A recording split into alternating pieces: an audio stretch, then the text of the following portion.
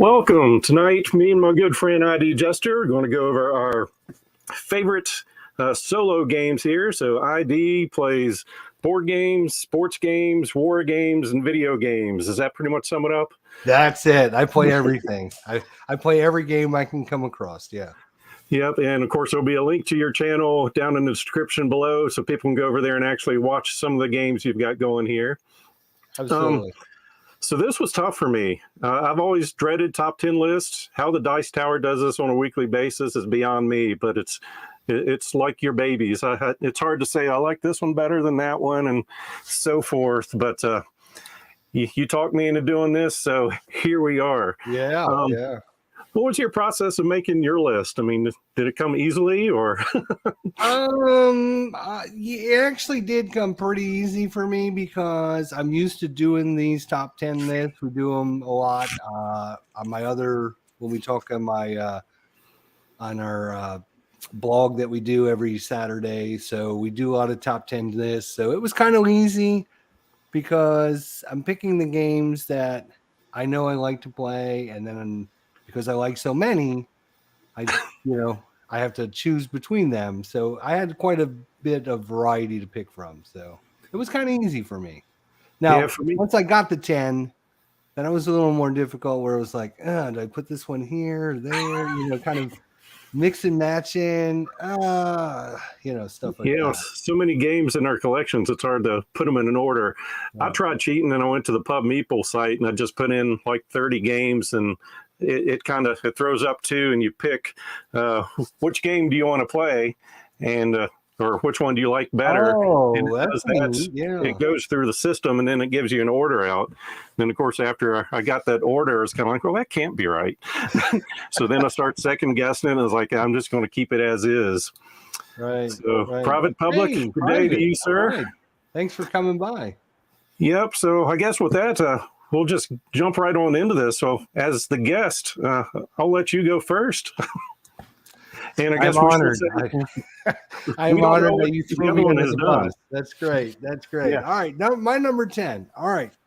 So like I said, it wasn't real easy, but it wasn't too difficult to pick my top 10.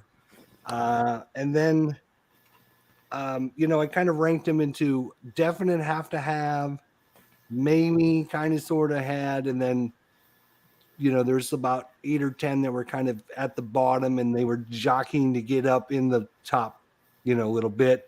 So my number 10 is actually the only quote solo game that I have, and that is Under Falling Skies.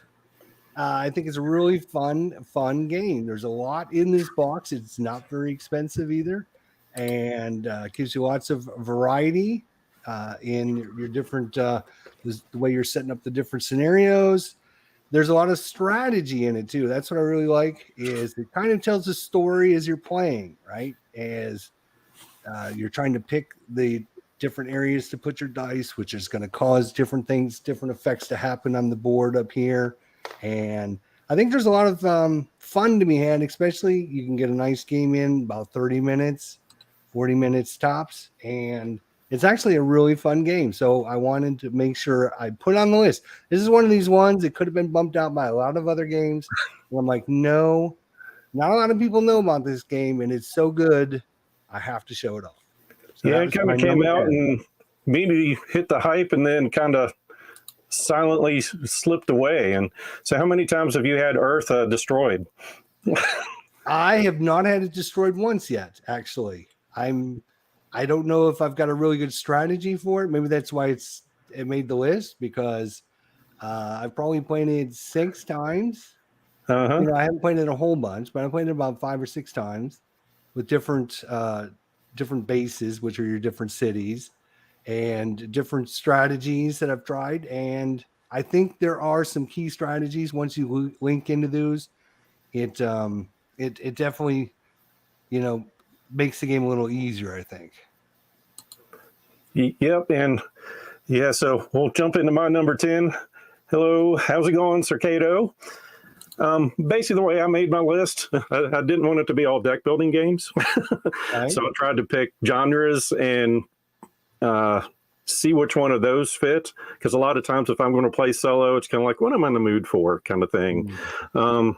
And as if people that have watched my channel, I typically don't do very many Euro games. But the first game on my list is going to sound like one as I describe it. So there's worker placement, a little bit of area control, some engine building, and a modular board. And this is it is the biggest game on my list. It's Dwellings of, to get it to the camera, Eldervale. So this is a huge game. Yeah. So, I mean, just taking it out, it's got all the right components. It comes in with game trays and everything else. So it's amazing the contents on there. Of course, there's miniatures in the game and everything else. My game group wasn't too excited about it, but the solo component of it really worked for me. Basically, I mean, you're going to build a big board with a modular board. You've got your workers. You'll put them out. You'll get resources, and you're using those resources to get more workers, get cards, and basically it's a victory point at the end of the day. And after, there's multiple paths to victory, which is cool too. And the AI, it kind of, basically in area control games, you can kind of see what's going on the board. So it brings out 3 cards that you can look at, so you can kind of get an idea what it does. Then you roll a die, so it's going to be random what it does. So you can kind of plan for what it might do, just like if you're playing against a person. So that's one of the neat things I like about it. And of course, once I started looking at my list, all my games are very artsy, thematic. I mean, components and artwork, eye-catching things. So Dwellings of Eldervale is my number 10 there. What's playing a solo? What's the time frame? What do you think? Probably your first time about an hour. Games can go quicker. You kind of set the pace.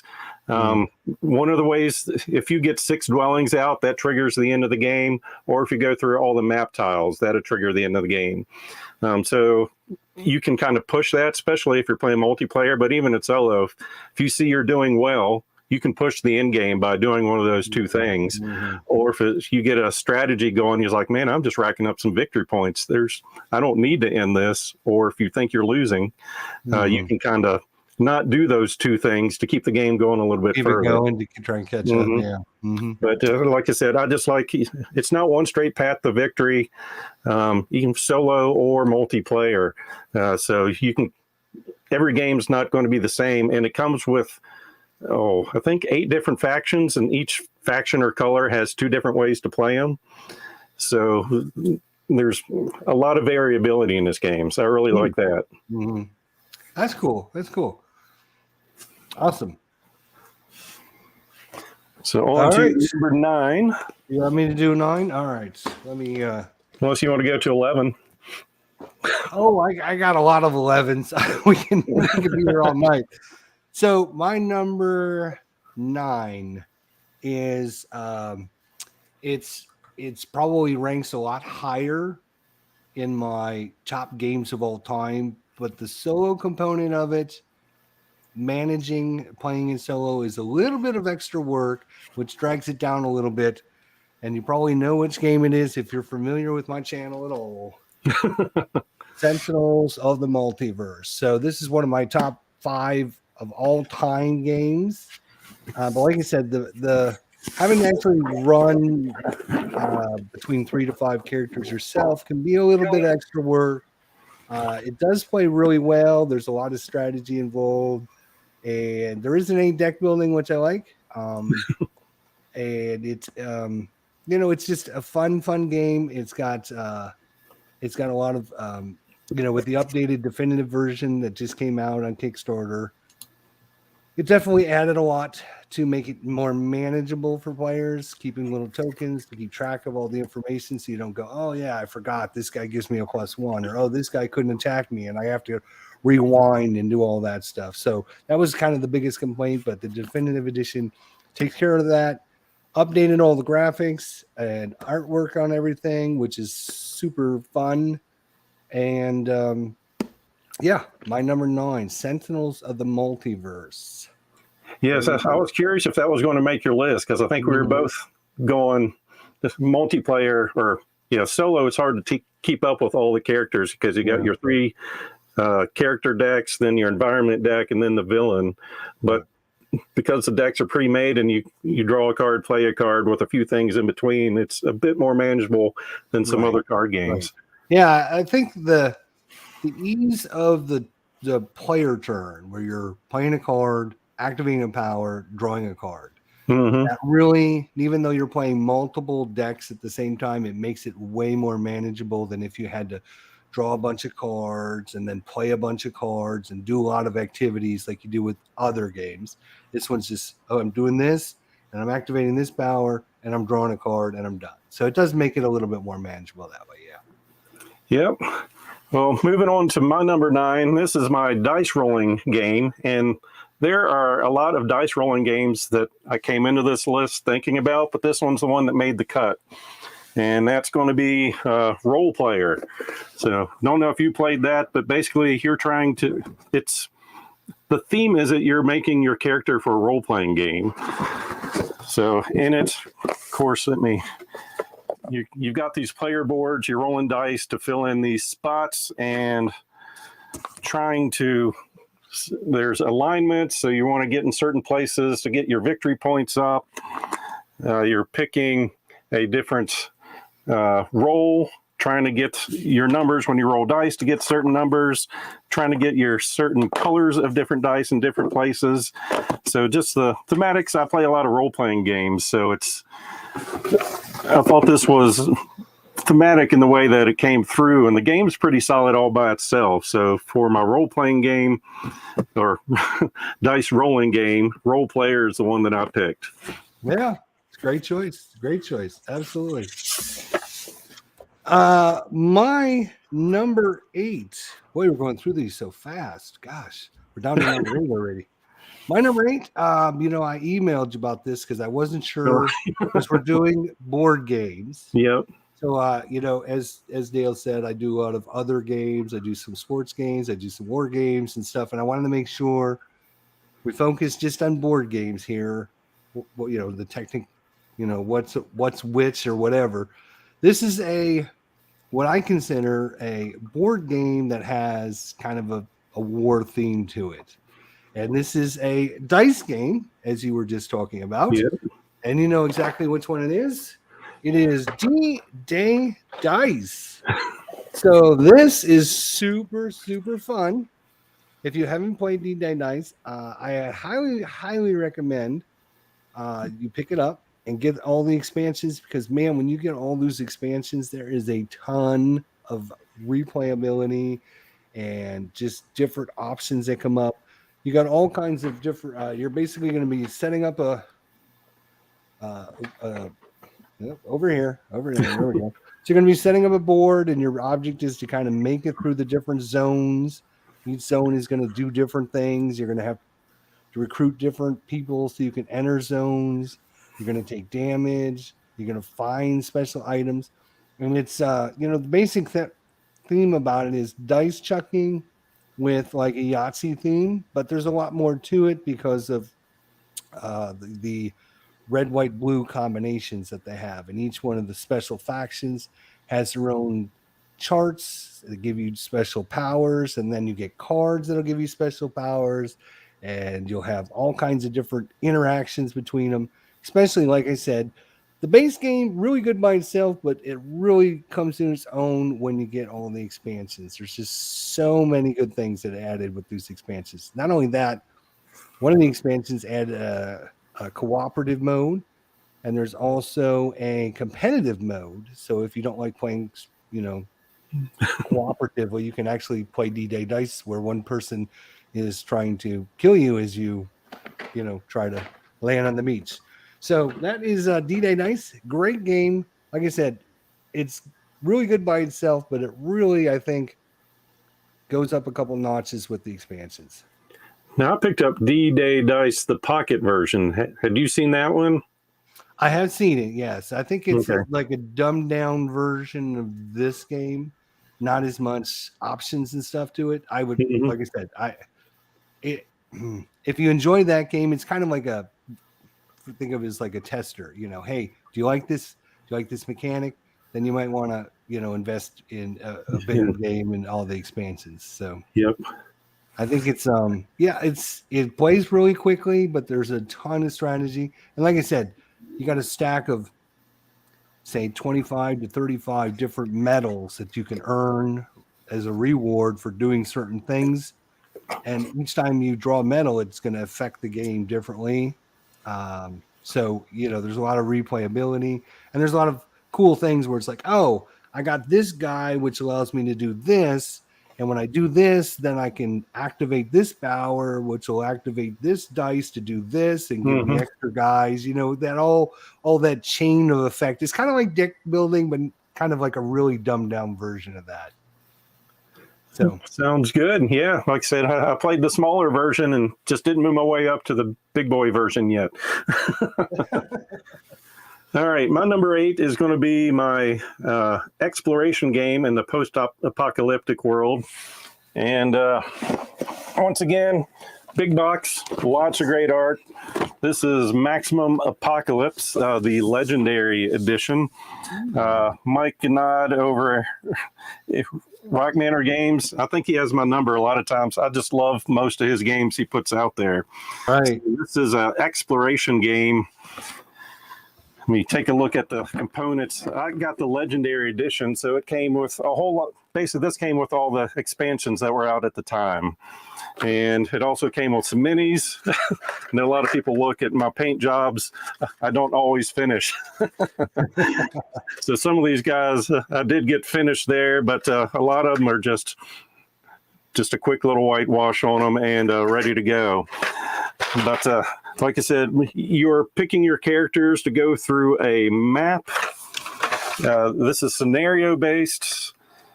See if I can find so like we'll start in the broken down van and say we might have to go somewhere. Maybe we ran out of gas.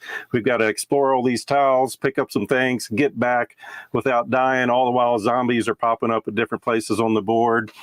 You can choose. You've got adventures, and of course they did a dirty little trick. I bought a different game. They gave me a promo to this game.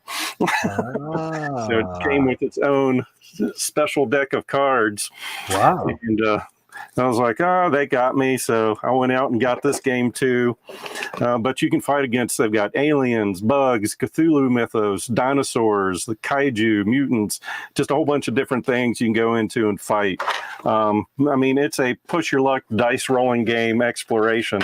You're not going to make it out of them all alive.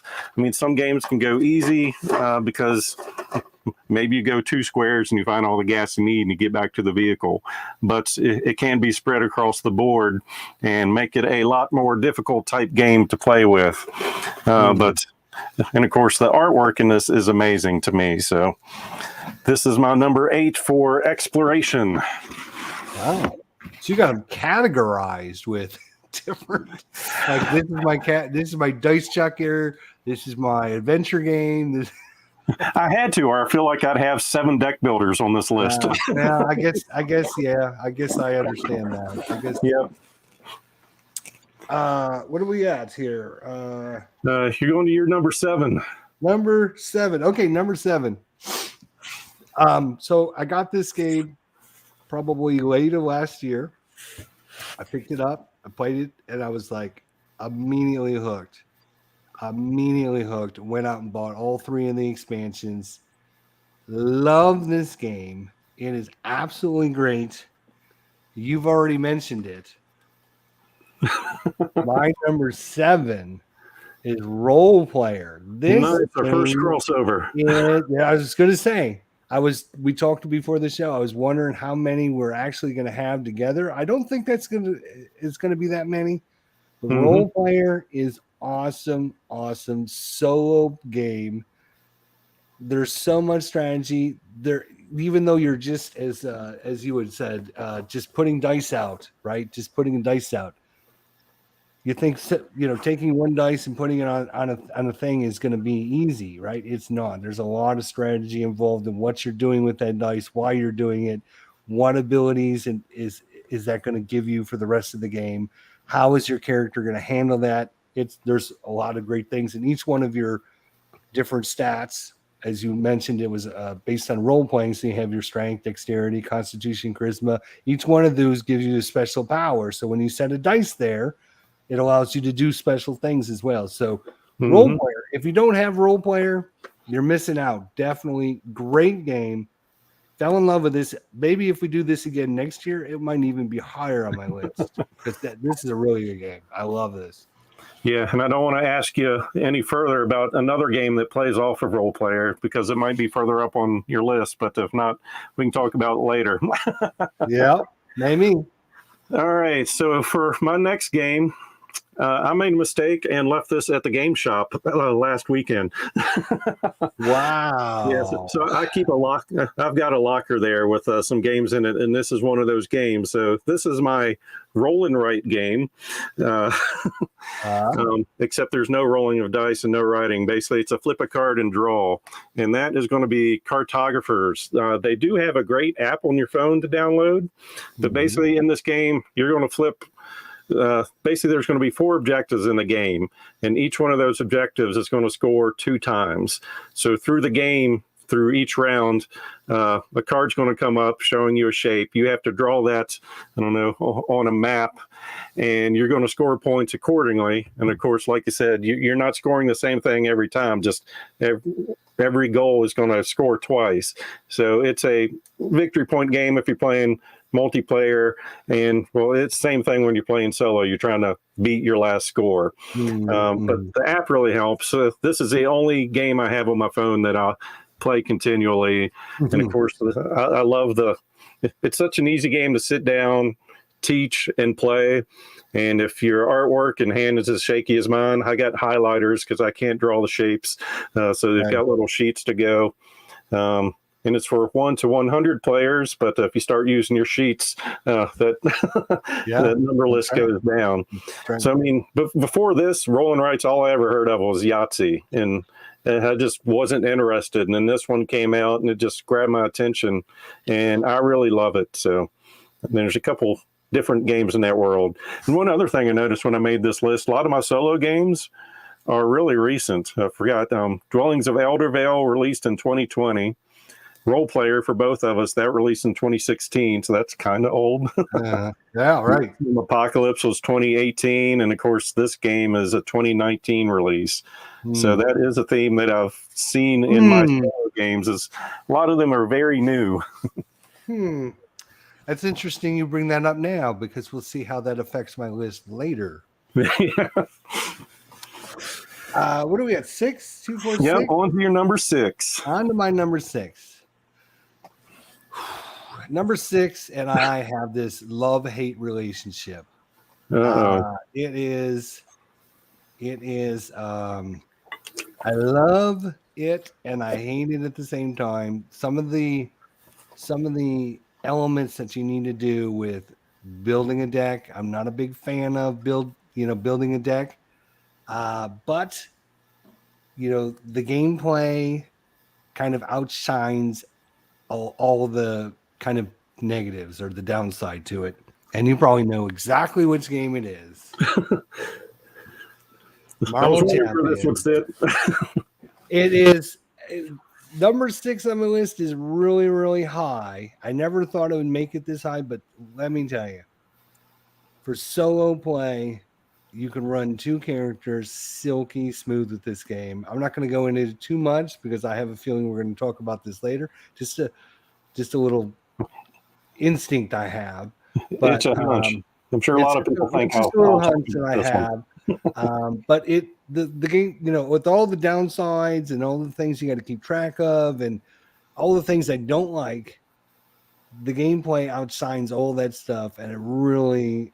It's just so good. And when I sit down and play it, it's so much fun. It's so good. It's so challenging. It's so frustratingly, it just drives you crazy. But then, at the end of the day, it's like, I love it. I just love it. So as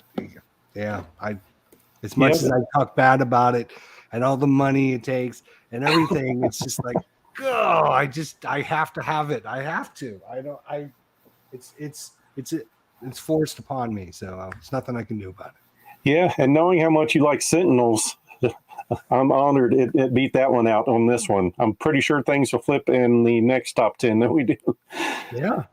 We'll see. We'll see. You never know. I mean, this Yeah. game, the more you play it, the more it grows on you too. You know, this is one of these things you can play it a couple times and you can make it's okay, which I did. Right, originally got it, played it a few times, and said, "Oh, it's okay. Yeah, it's not too bad."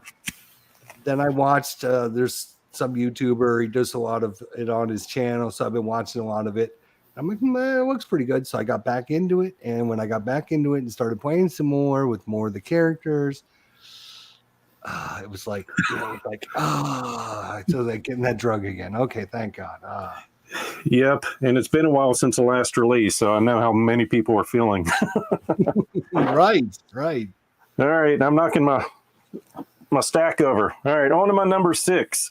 So we know my genres. This is the spot for my pick up and deliver game, which is, there's some other good games in there. So this one beat out Merchant of Venus, which Eric Summerer loves from the Dice Tower. And then Firefly was my pick up and deliver for the longest time.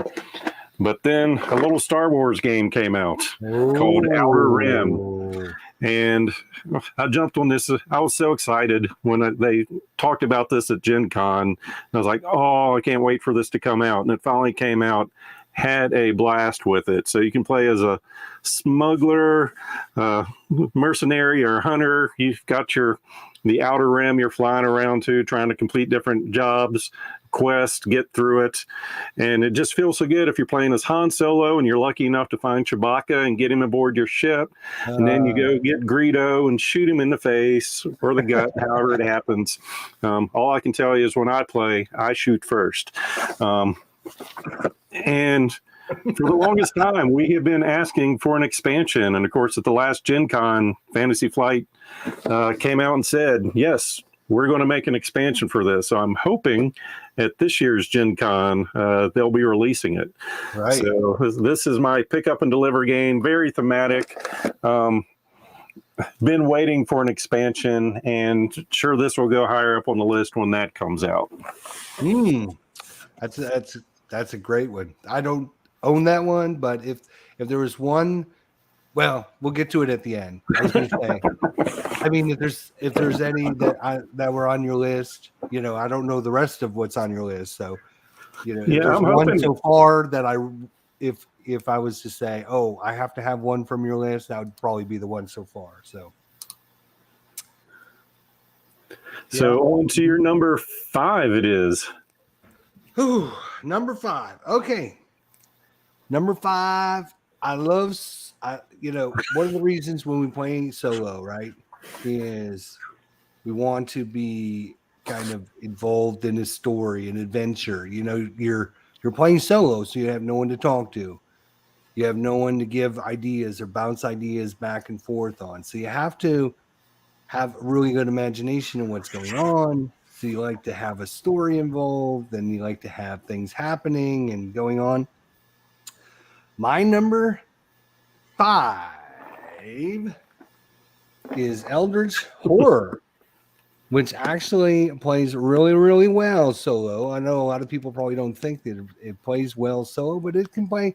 You run 2 or 3 characters without any problems because there's not very much interaction between the characters.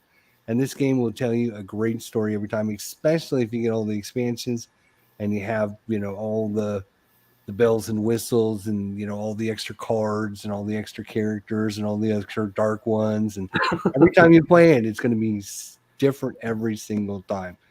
And like I said, I don't have any problem playing this solo. I've run it on my channel solo several times. And I think, I think it's one of these games. Great co-op as well, but you can play this solo without any problem whatsoever. Great game. Love this game. There's just so many good things to say about it. And I'm like you, it's not that hard to run 2 players. And I think the way the creatures come out, it's almost better you might as well play 2 instead of just 1 because you get hit just as hard either way. Right. But yeah, I mean, in the Eldritch, the Arkham horror theme, it took me a while to get into it, but Fantasy Flight has put out enough games that I like the theme now. I used to. I could have done without it for the longest time, but yeah, that's a good one for sure. And I like the adventure style in that one. Mm-hmm. So Matthew, you're halfway late. Yeah, we just did our number 5. All right. So then my number 5. So with me. So for this one, this is my scenario-based fantasy-themed adventure miniatures game. And there was a point when I didn't want people to know I had this, because when it came out, people were mad because it didn't make many copies. And I walked into a store and there it was, and bought it at retail price. But they have come out and said they're going to re-release this year. So Warhammer Quest Cursed City. I do have to stress on this one, it's got some things that I typically don't like in solo play. You have to run 4 characters, which is usually something I don't like doing, but it goes so smoothly in this. The rules are, it's just so streamlined. It's not that big of a deal. The hardest part is the miniatures come on sprues. You have to cut them out, glue them together. And then if you're like me, I broke down and painted them. It took me about 3 weeks, but it got done.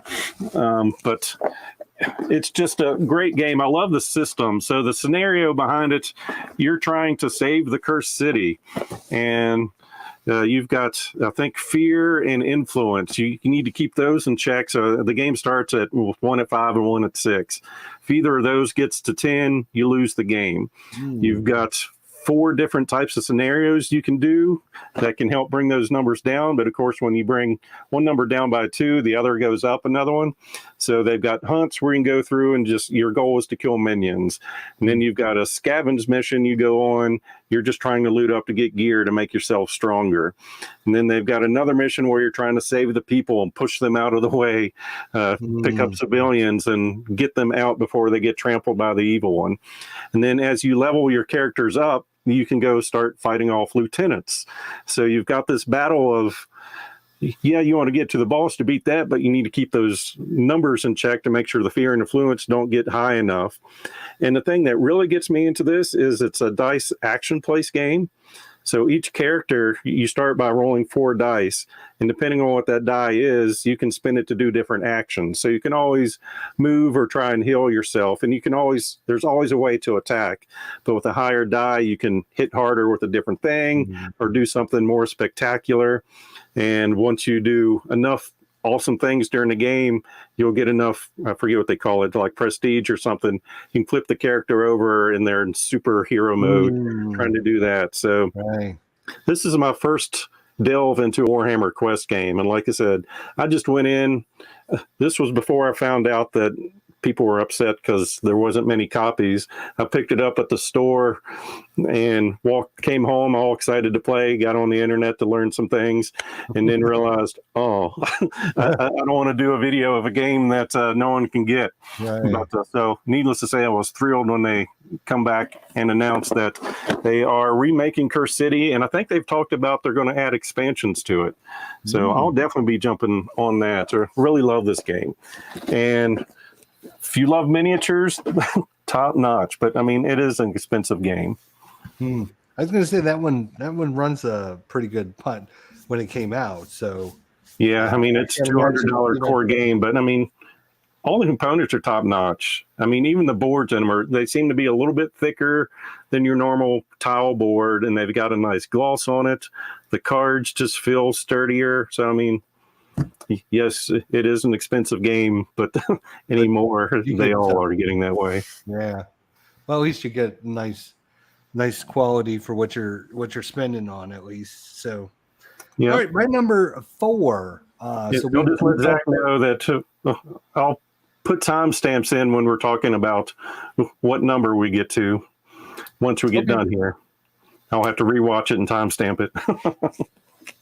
Yeah, my number 4. So we emailed ahead of time and we decided that if you had games that were all kind of the same series, we were just going to choose one of them to represent the whole series. So the game I'm choosing here represents the whole series of games, and that is, of course, the Legendary series of games, which, of course, there's Aliens, there is James Bond, there is X-Files, which I just played like less than a month ago on my channel. There is Buffy. Buffy the Vampire Slayer. There's Firefly. There That's is right.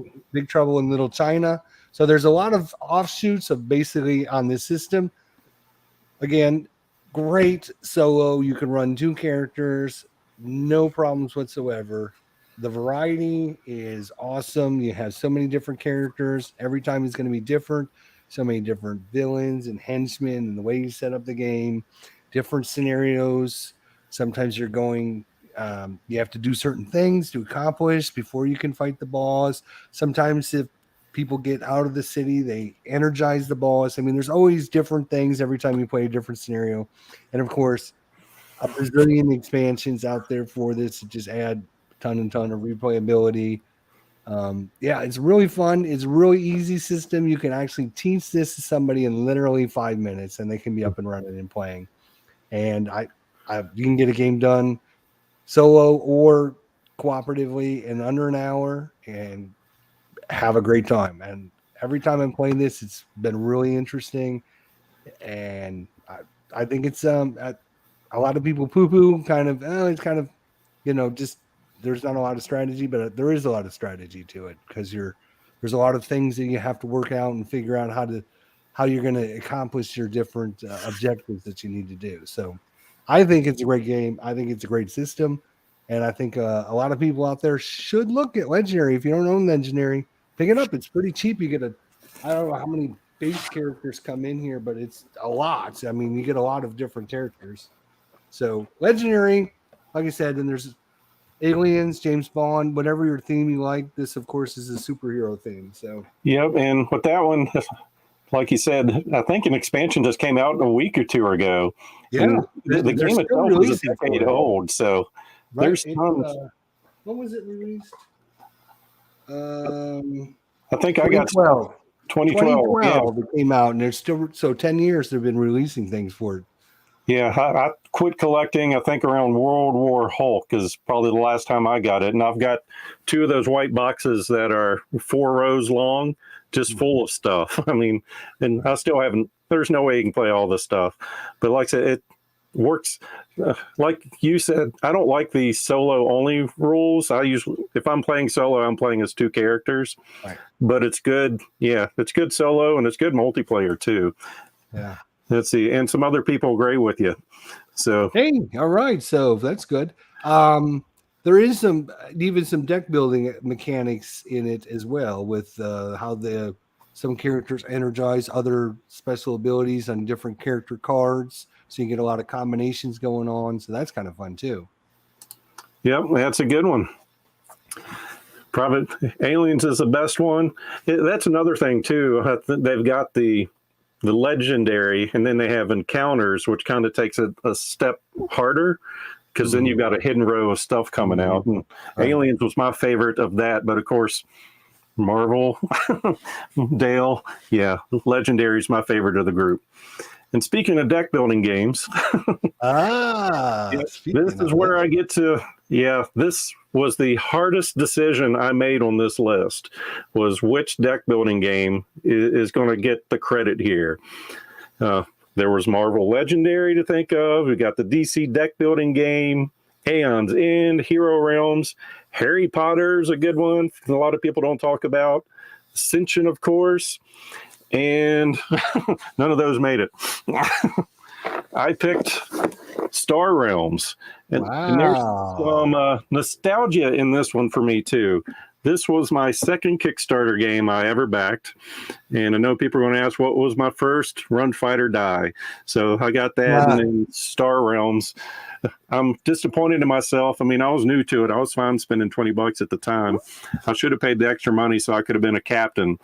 But for the solo play, this game came out in 2014. The expansion I'm talking about, let me check my notes here. The Frontiers expansion is what really gets into solo. It does have a way to play solo without, but what that does is it comes with a whole bunch of different villain cards that kind of change the rules for you. So every time you play, you're not exactly doing the same thing. It kind of lays out, this is your goal. Swapping, when you play this, you'll flip a card over depending on the color. This is how it's going to respond back to you. And this game is just, it's the simplicity of this game that I like so much. Zero time to set up. You take the main deck, put it down there, put out 5 cards, you get your lineup, you get your starting cards, and you just go at it. And it's to defeat your opponent, get them down to 0 health. Even multiplayer, easy game to teach, kind of like the DC deck building game. It's you basically go through a round or two, and then people catch on to deck building pretty quick. So that's I like getting games like that to the table, and it's an easy game to teach other people. That's a really good choice. It is a great game. Don't get me wrong. I'm just surprised it beat out all those others, which is amazing. It, like you said, maybe there's some nostalgia in there, is a little bit. Yeah, and I really went for the solo play. I mean, I like Ascension solo. I think you made a comment that it didn't seem too exciting. But I like the different villains you can go in and the different tactics you have to make against different villains. Whereas in some of those other games, and Marvel Legendary was a tough one too, but the downside to that for me was setup and teardown takes for a while. But other than that, that's about the only negative. That's not too bad. I mean, if you're just complaining about having to put the game away, it's still a good game, right? Yeah. All right, my number 3. Now we're getting down to the top 3. Top 3 solo board games of all time. Let's get tougher and tougher. It does. It gets really, really tough. But for me, this one was not that hard. It is really good game. And if it wasn't for the other 2 games that are number 1 and number 2, this would obviously be number 1. But it is a great solo game. A lot of people don't play it solo, but it plays great solo. Elder Sign. Never heard of it. Never heard of it. Yeah. Great game. It is so much fun. There's so much strategy in what you do. And of course, with all Fantasy Flight games, the more expansions you get, the more variety you get, the more things that are going on, the more interactions you have with all the different characters and the dark ones and the different powers and the cities and everything. And now they have like these themed packs where you have Mansions of Madness. So you're like, instead of just going through like this base game is basically just you're going through the museum. And then if you buy some of the expansions, you can actually go to like Cairo and the desert theme. There's one where you're on a ship. There's a new one that just came out called Omen of Ice. So you're doing like this Frozen North expansion one. So yeah, it's one of these. I would call it like there's some press your luck mechanic. There's some, what can my characters do? What can't they do? How do I get the most out of them when they have this overwhelming darkness that is descending upon us? And of course, playing solo theme always helps, as you know. And I love this theme. So this game for me really, really plays well solo. You can run a couple characters. There's not a lot of interaction. Character takes his turn. The dark one takes his turn. Then the other character takes his turn. So there's you don't have to worry about, what cards does this have? What can this guy do to help me? There's very little of that going on. So it plays really quickly when you're playing, even with multiple characters at the same time. So Elder Sign, great game. Very reasonably priced and so much strategy into it. And it really tells that a great story every time you're on the brink of death at every moment. And very quickly. What am I going to do if I need to roll this to make sure I can make this? Oh, there's just so much pressure on you, but it tells my dice are cursed. I hope yours are a little bit better. And honestly, Mine are. For some reason, I do. yeah, that was a game that I thought for sure was going to be in my top 10. And it was just, like I said, I went through that Pub Meeple thing and I was like, huh, I do like this other game better. Who knew? Because I didn't know. Now, of course, they tried, X-Men Insurrection came out. And of course, people said it's the same thing. I will always pick that game for the solo. But when 4 people or more start getting to the table, I like the other version, the X-Men version, better. Just some of the mechanics. But yeah, this was one of the games where I started going, you know what, Cthulhu's not that bad. I started getting into that game system a bit more. All right, number 3. So my number 4 was my deck building only mechanic. This one's a combo, deck building and adventure. And the designer of this one's already been on my list. I've mentioned his name, Mike Nod. I don't know if I'm pronouncing his name correctly or not, but The Few and Cursed, based on a graphic novel. I know I forced you to buy it. I don't think you like it as much as I do, but yeah, I love this game. Yeah, based on a comic. I never read the graphic novels. I saw this on Kickstarter. I had self-control and didn't get it then. And then when it came out, I saw a playthrough of it and I was like, oh man, I made a mistake. And yeah, so the extra pack in this, there was an expansion that came, which is why I got Maximum Apocalypse. It came with a deck so you could play her. But in this game, it's an adventure game. You're going around, and in the solo mode, you can play this cooperative. You can play it competitively. Solo, there's 3 different ways to play it. One version is you're trying to kill 3 monsters before the monsters get to San Andreas. Another one is you're trying to get 4 legendary equipments, which are on the corners of the maps. So you've got to go to each corner of the map, get these things, and then go find the crow and be in a spot with that. And then another way to play this is you have to complete a certain number of tasks or goals in order to win the game. So each way you do that is you have to really play a different way. And even if you're playing multiplayer, to me, this is a sandbox game because there's multiple paths to victory. I mean, I can go, I'm going to kill every monster out there and get my victory points that way. Someone else can say, I'm going to go after the legendary things. You kill the monsters, get them out of the way. I'm going to get these legendary items and get victory points. And someone else is just going to take naps in different places and complete jobs. So I like the open worldness of the game. And of course, the artwork really gets me out, and it really brought me into the game. And for the deck building mechanics, it's totally different than every other deck builder I've played, because most deck builders you've got stacks of cards in different places you're pulling from, or you've got a lineup that you're buying from. And 99% of the time, you have a certain amount of money, and there's definitely a best option to get. But in this game, on your turn, you're going to draw 2, they call them upgrade cards, and pick one. And most people say, you're always going to pick the best one.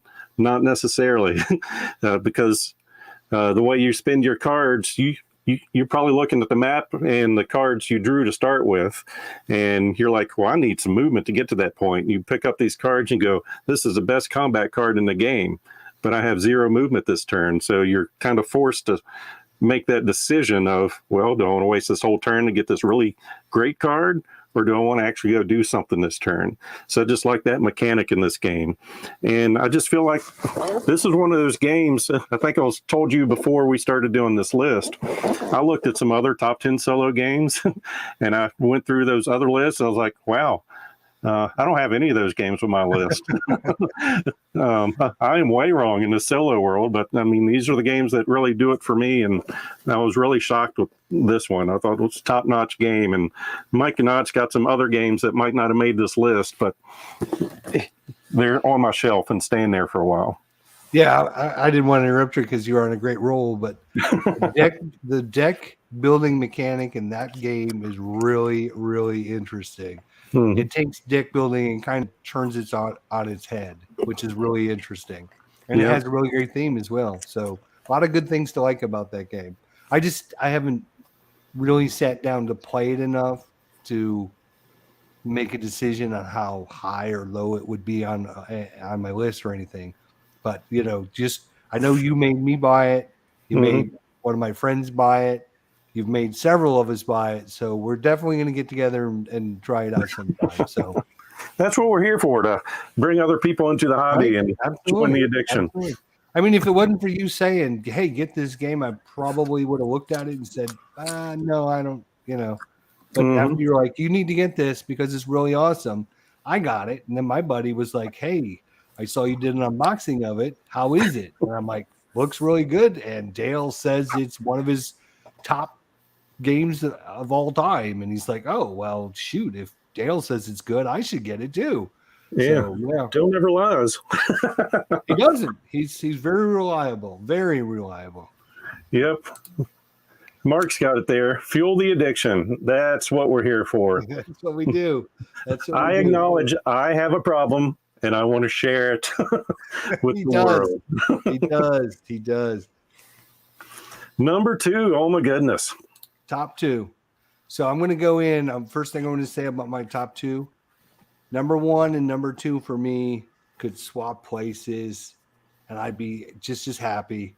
So it's which one do I want to put on number 1? Which one do I want to put on number 2? Because they're both, for me, equally as good.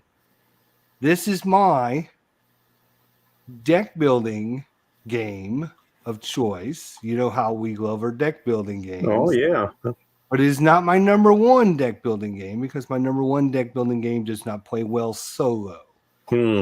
So this is my second favorite solo game. It's also my second favorite deck building game of all time. If you've been on my channel, you probably know what it is. Aeons End. This game plays great solo. It is really, really good time. It is one of these games where, again, the deck building mechanic is traditional, but with the alternating or random turn sequences, and also with the fact that you don't have to shuffle your cards every turn. This plays solo great. Absolutely great solo because you don't have to worry about shuffling decks. A lot of times when you're playing deck builders and you're doing solo, there's a lot of decks and you're spending half your time shuffling cards. You don't have to shuffle any cards when you're playing this game at all. Lots of varieties, lots of different options to play with the different, the bosses you're going after. All the different mages play differently. There's a lot of really cool mechanics, and it plays great solo. I run 2 characters, and you can still get a mission done in an hour when you know what you're doing. And a lot of people, if you watch, there's a lot of people that actually play it solo, and it plays great. So, I love this game. It would supersede my number 1 deck building game of all time if I won't even get into that because that's another discussion for another time. But this is awesome. It's a wonderful game, and I can't believe that this game plays so good solo, but it does. It's really awesome. So you were shocked in mine then when I didn't pick that one. Right. That's why I was crossing my fingers. I'm like, please don't choose mine, please, because I don't want you to choose mine. But I was surprised. That's why I was surprised that you didn't choose that, because I know you think pretty highly of it. So all I do, some of it's sitting here. Oh yeah, it's all sitting right here on my shelf. Did you get the last Legacy version? I get the one. Rumor is that's it for the game, and now they're retheming it. They just had a Kickstarter, and they've got a different version coming. So it's apparently streamlined. So that's the rumor. I don't know if that Legacy is going to be it, or if that was I bought the Legacy. I knew they were trying to wind it down because when you look at it, when you get an expansion, it comes with usually, we're talking about like one of the little box expansions. If you're talking one of the big box expansions, like the big box expansions comes with like 4 or 5 new mages, 2 or 3 bosses to fight, and like 20 different cards and gems, and your different spells and stuff like that. I can't even imagine how many cards are in the game now with all the expansions, the big box expansions. I mean, they got to be running out of ideas because there's just so many Oh things in the yeah, game now. and you can't And do what all I the. really, really like is the fact that you can now they have campaign modes in several of the big box expansions, so you can Hmm. basically go through your own adventure, and then everything's sealed in envelopes. So you got to beat this guy to find out what's in the envelope, which is fun, right? Yep. But then after you actually go through and defeat it all, you can set up your own campaign. You choose so many mages and so many of the different cards, and you set up your own campaign with the different level bosses. And just so much replayability. I need to play it more. I love this game. Yeah, it's a great one. The thing I like, I mean, the mechanic of not shuffling is neat, but to me, the thing I like the most about this is the random turn order. Because, I mean, you're sitting there at the game going, oh my goodness, if he gets 2 turns in a row, I'm dead. So there's that nervousness of going that. But then it's also, if he gets the first 2 turns, you got the next 4 turns to do whatever. So you can play off that. And to me, that's the most fun of that game, is not knowing who goes next. Because you're sitting there at the table, you can't have the alpha gamer going, ooh, I have to go because I can do the 10 damage. It's kind of like, nope. You flip a card over and you wait for it. Right. And you just never know. I've had several games where I've live streamed that have come down to if one of my mages get to go before the bad guy gets to go, we're going to win because we can do enough damage to win it.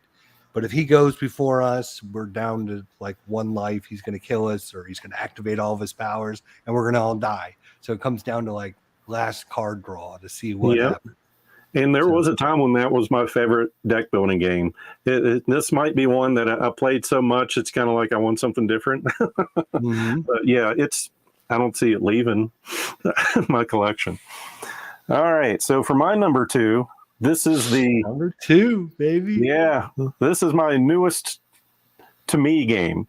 So the second edition of this game just came out recently, and the original version came out, 2016, checking my notes.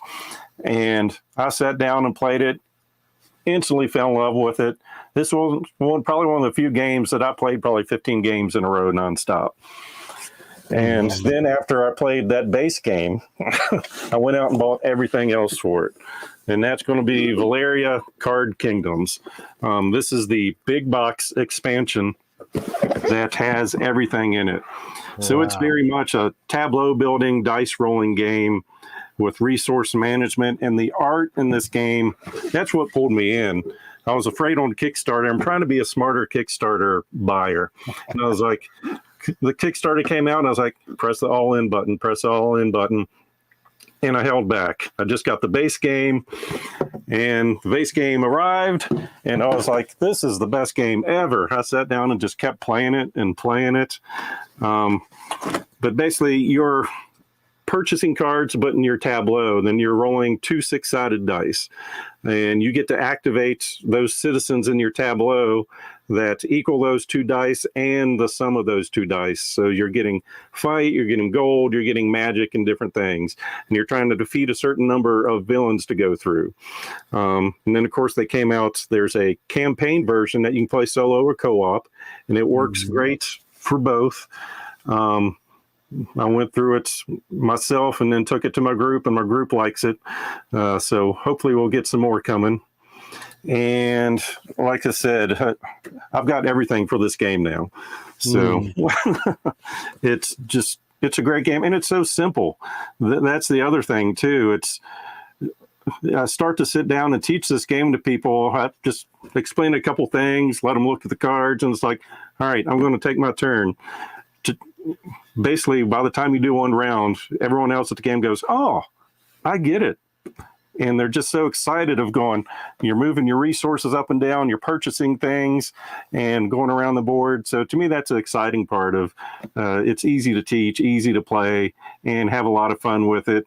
And you get to pick on people for rolling terribly just because that's the best thing in the world to do. Right. Yeah, dice rolling skill. But yes, like I said, sometimes I buy a Kickstarter and I was like, I shouldn't have got any of that. But this is one time I should have went all in. You in. get surprised. You're like, wow, this is a lot better than I thought it was going to be. Yeah. That's awesome. Hey, Matt, thanks for coming in and seeing us live. Absolutely. And Matthew saw this one coming. All right, number one. Number one. All right, so number one for me. Again, I could exchange number one and number two. So which one actually beat out Aeons End? It's my most played game of all time, both solo and with other players. It's a co-op game, and it has the same theme as we've talked about since we started here. Playing solo, you kind of got to get into the story. There's got to be a lot of, interactions, a lot of things going on, and build that, the story in your mind that lets you, kind of get into what you're playing. Some people probably wouldn't put this game on the list, especially at number one, because it is a longer game, especially if you're playing solo. It can take a while to get through the game. We're talking 2, 3, maybe 4 hours or longer, depending on how the game goes. But for me, every moment I'm playing is part of the story, and there's so many things, especially when you get all the expansions.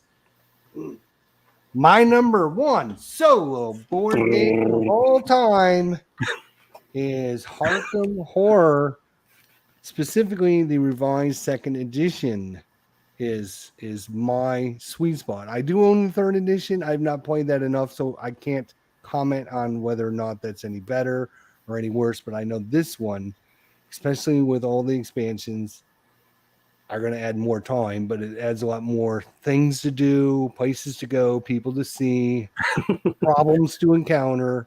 And this game, again, one of the key components being solo, you're not when a player takes their turn, you don't have to worry about what the other 3 or 4 characters are doing, what cards they have.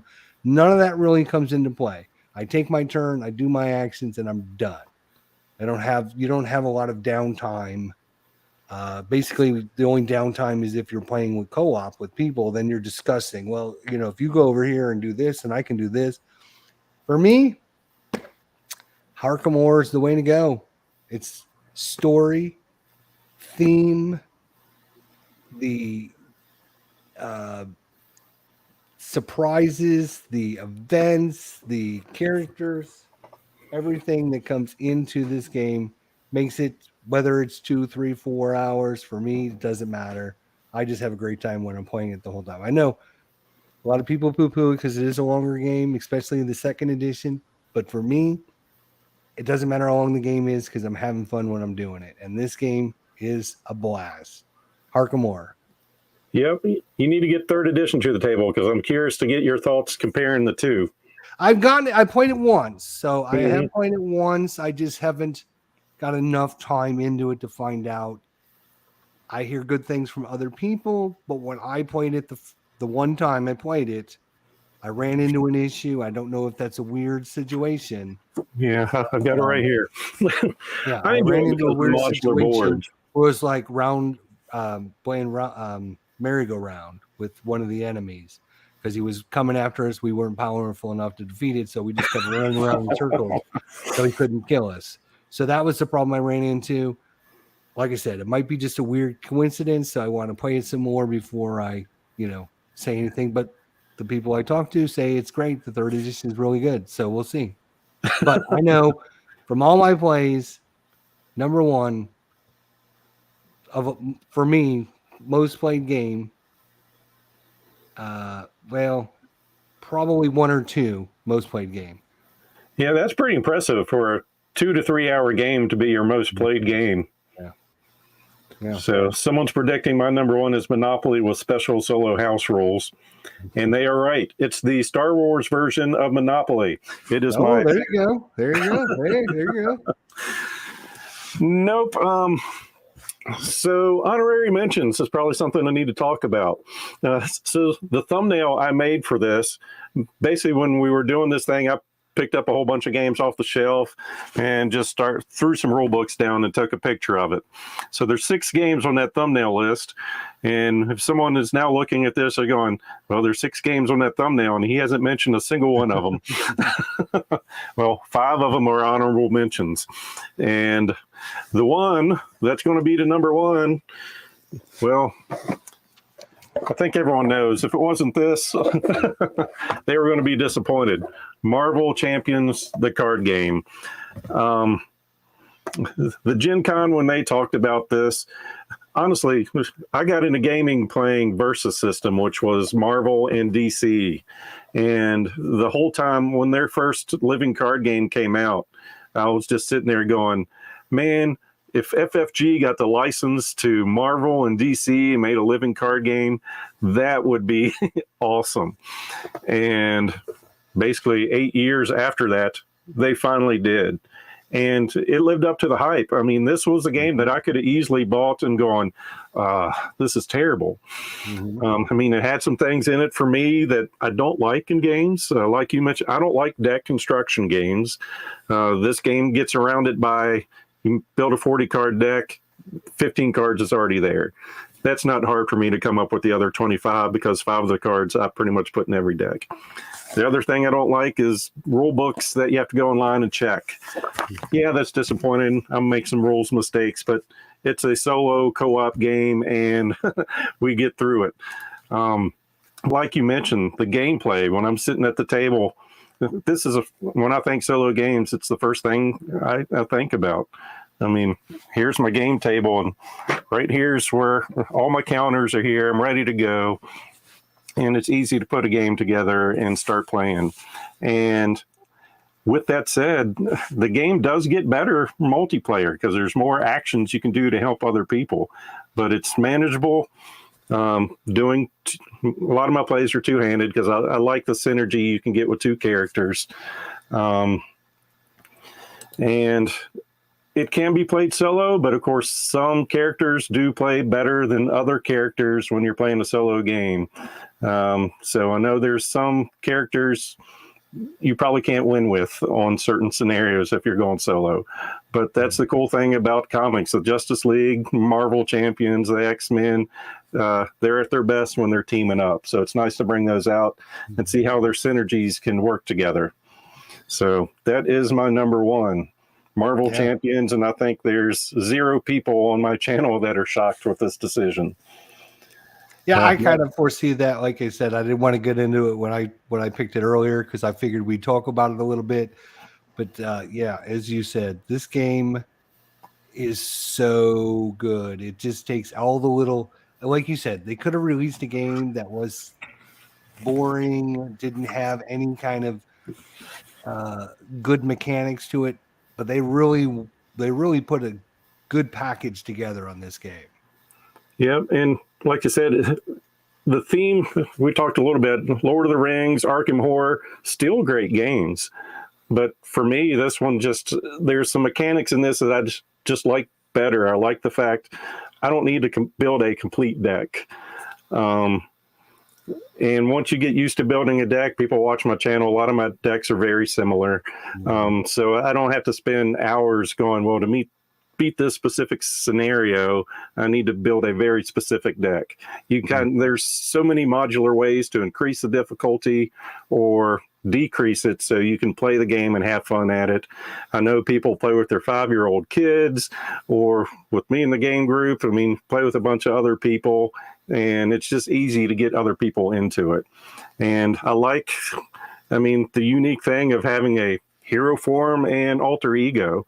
I know thematically it doesn't make sense to some people. You were in the middle of a fight and now you just run back to house. It's kind of like, well, every movie or comic book I've read, a lot of times that's exactly what they do. So it's a lot of fun. I think thematically a lot of the cards make sense and what they do, and how they inputted those cards into the mechanics was really cool. And I love how the characters flip, and I look at it as like you said, it's like a 3-hour movie. You don't see Spider-Man and the villain battling for 3 straight hours, right? You see a little bit of a fight, and then they separate and go their own way. They do their own thing, and then they come back and do it again. So thematically, for me, it makes perfect sense. Yep. It's been a lot of fun, and like I said, I've helped you enjoy it more. And yeah, you have. Been great. And what shocks me is every new hero deck they put out there. A lot of people might not gravitate, but the design team for this it's just amazing that every hero I've played definitely has a different core set of cards and a mechanic on how they work. Yeah. So, did you have an honorable mention list? I do have. At the end. I think there's 3 games that I want to honorable mention that almost made it. Do you want me to get the boxes or not? Yeah, that's up to you. I know people in the chat, they can let us know what their favorite games are, and we can see if we need to go purchase stuff at the same time.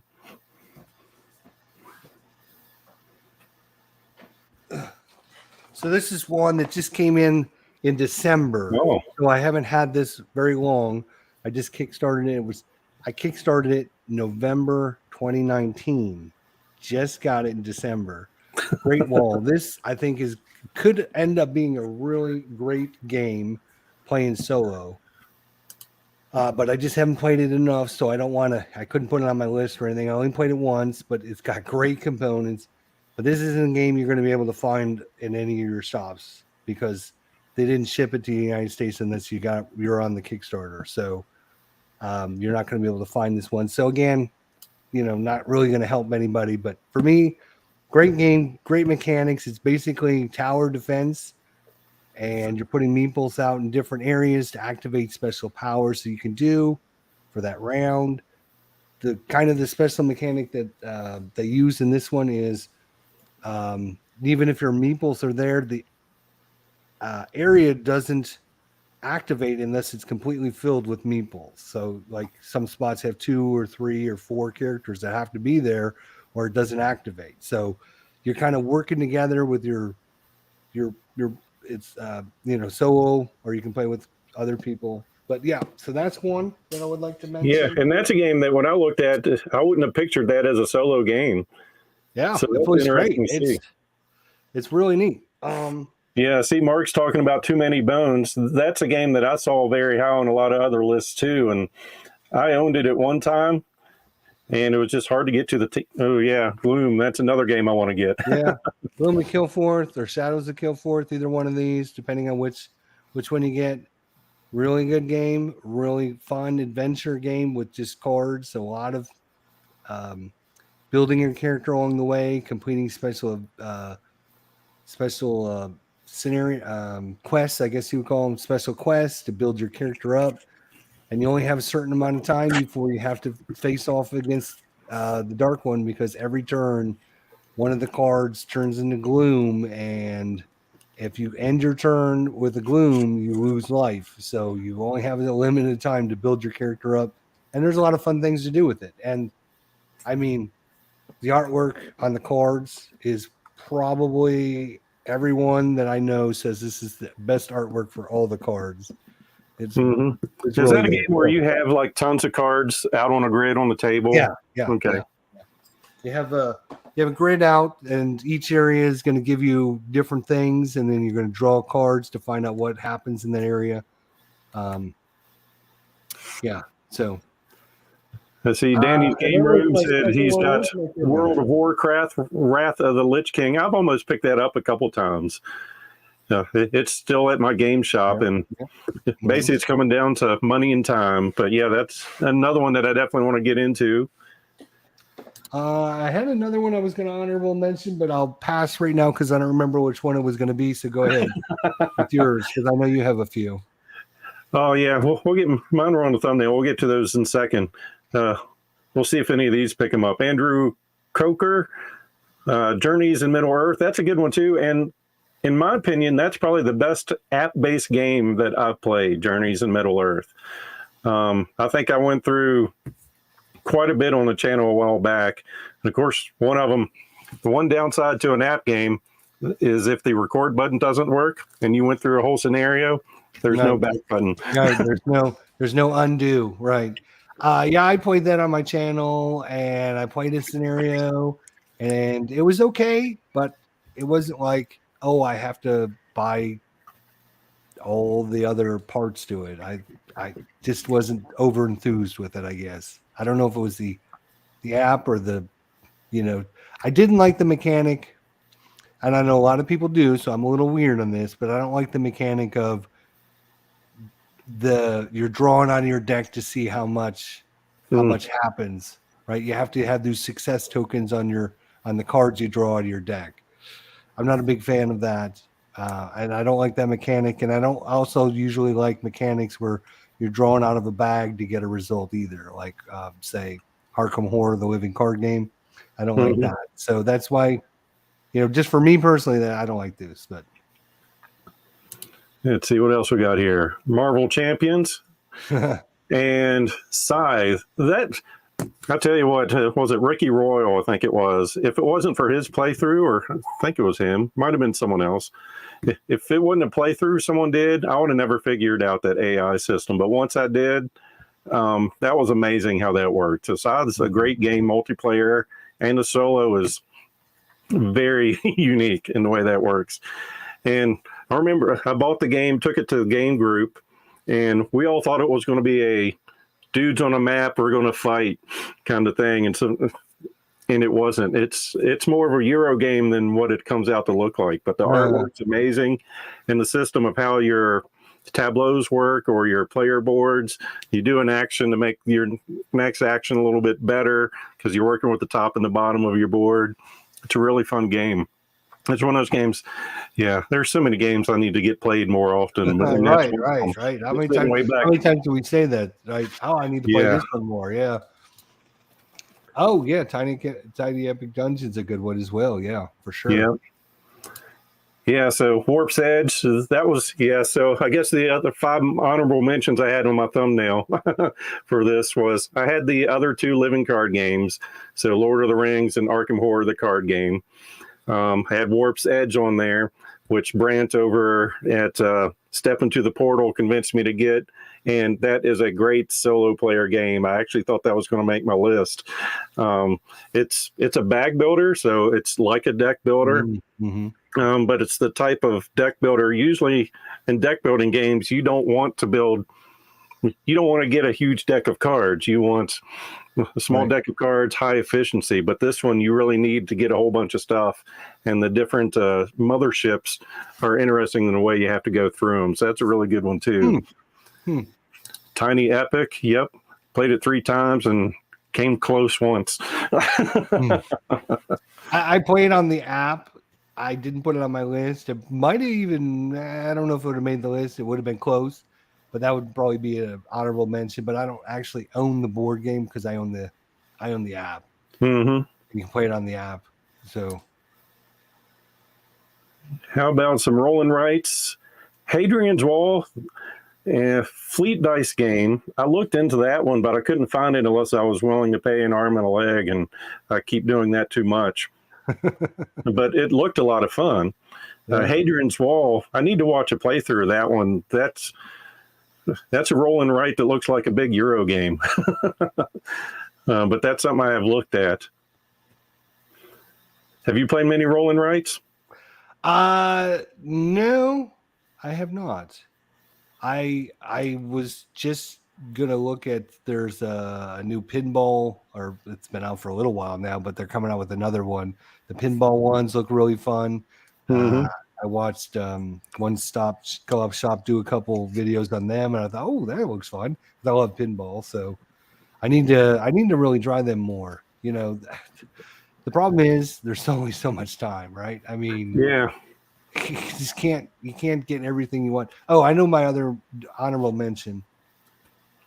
Dragonfire would be another honorable mention for me. So that's the one where you're Dungeons and Dragons kind of building themed, where you have different characters out there, and each one takes a role: black, green, red, and blue, and then the monsters come out, and then you have to attack them, and then there's a lot of interactions and working. So it's a really fun game. It's a great game, and believe it or not, even though you're playing 4 characters, it plays really well solo. I've got a couple videos on that. It's a great game. There's a lot of adventures you can pick up. There's, you kind of build your characters up and add things to your starting deck, and so there's a little deck building in it as well.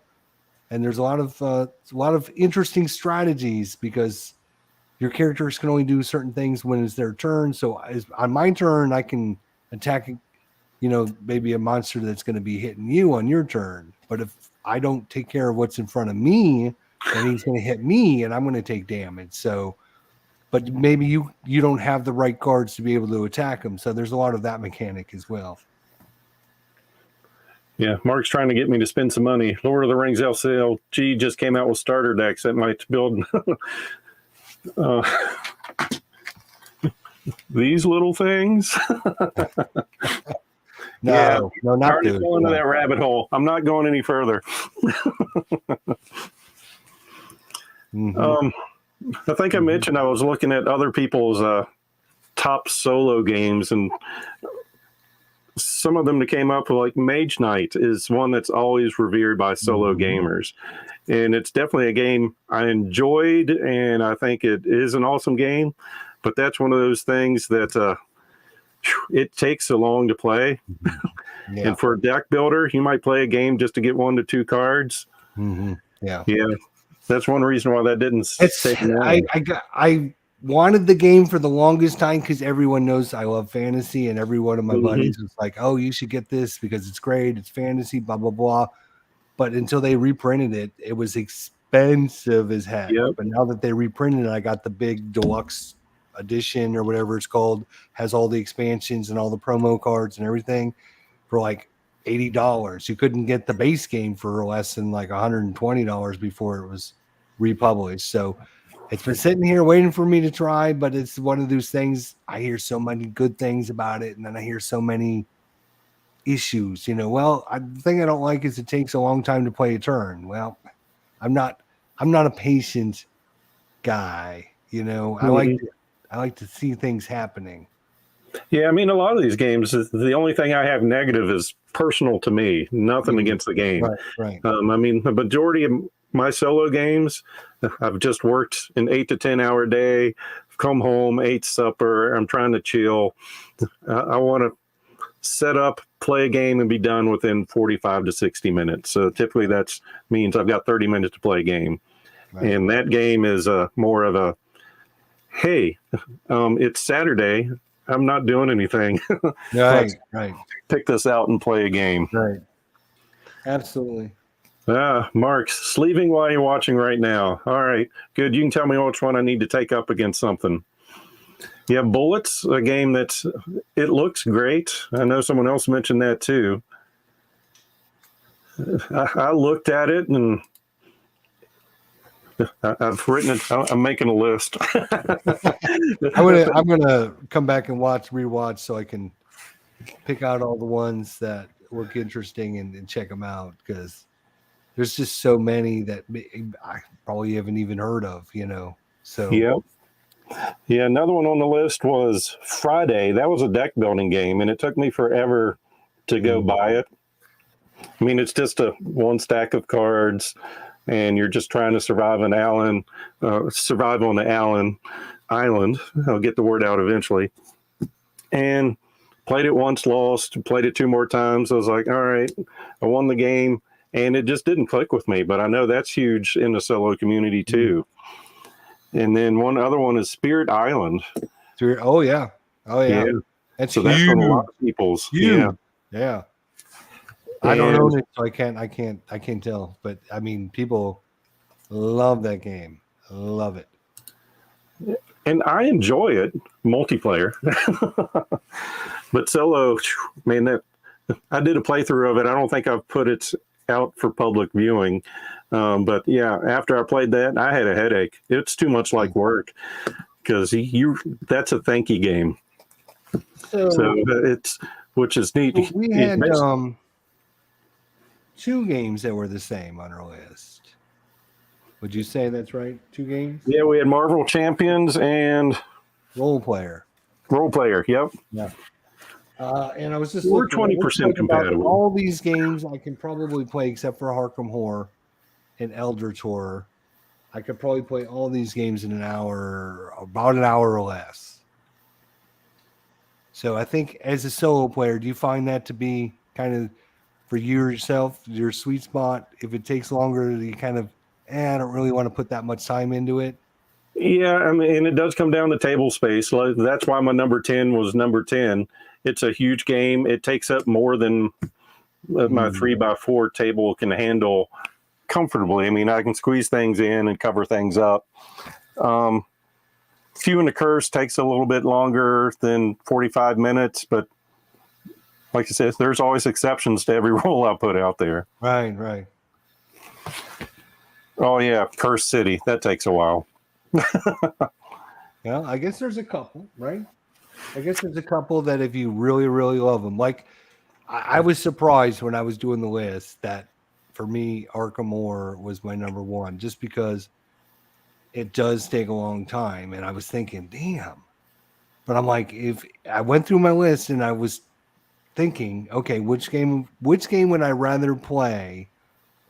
Arkham Horror or this game? And I would say, probably Arkham Horror. So that's and it ended up like going up the list and it ended up at number one. And I'm like, wow, I'm surprised. It is, like you say, there's some nostalgia in it because I played it the most.